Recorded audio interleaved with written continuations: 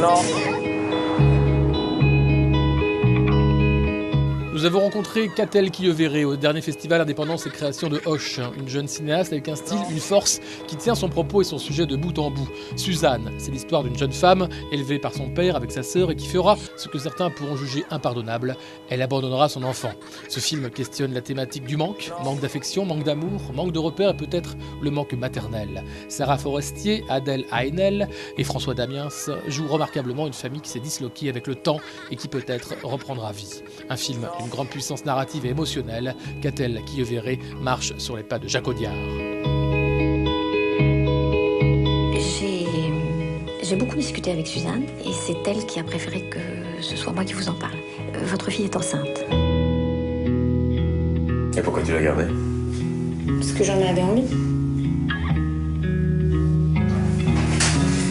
Suzanne, et là où c'était pour moi un pari aussi original, c'est que c'est un personnage qui est ambivalent.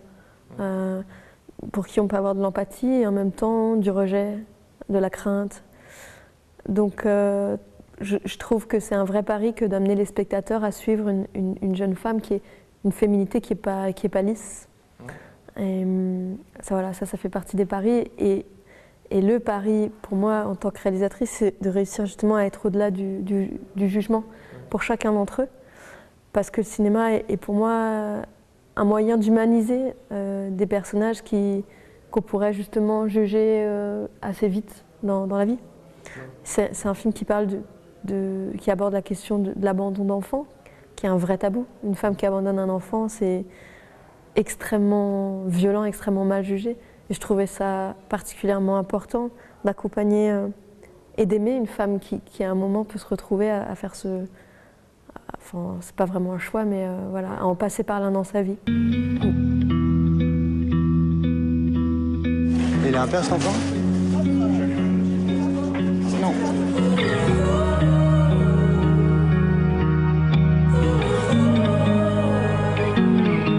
Il va falloir que je parte un petit peu. T'as fait quoi? Faut pas que je dise, ça porte malheur. Quand on va vers une histoire d'amour, on va aussi vers sa fragilité. C'est-à-dire prendre le risque d'aimer, c'est prendre le risque de souffrir. Et en même temps, c'est ce qui nous fait nous sentir le plus vivants. Donc c'est certainement aussi ce qu'il y a de plus beau. Mademoiselle Merevski Suzanne, fille d'Isabelle et Nicolas Merevski et mère de Charlie Merevski, de père inconnu et placée en famille d'accueil peu après votre disparition subite il y a 2 ans. Mademoiselle Suzanne Merevski est aujourd'hui passible d'une peine de 5 ans d'emprisonnement et 77 000 € d'amende. C'était vraiment des paris d'écriture avec Mariette Deshairs, ma co-scénariste. On voulait que l'originalité de ce récit se trouve dans son hors-champ. C'est-à-dire que le hors-champ du film est tout aussi important que ce qui est en in. Et c'était passionnant de se demander toujours qu'est-ce qu'on décide de raconter, de filmer ou pas. Ouais. Voilà.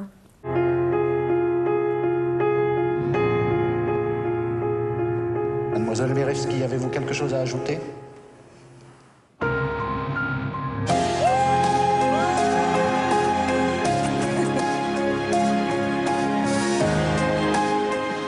Il y a énormément de directions, bien sûr, énormément.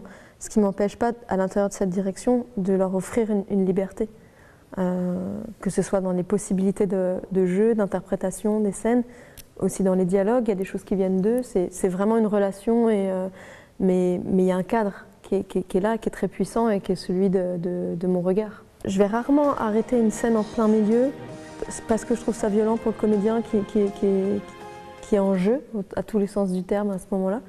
Donc voilà, ça fait pas forcément partie de ma manière de faire, mais en tout cas, quand la direction n'est pas du tout celle-là, évidemment, je l'exprime. Ouais.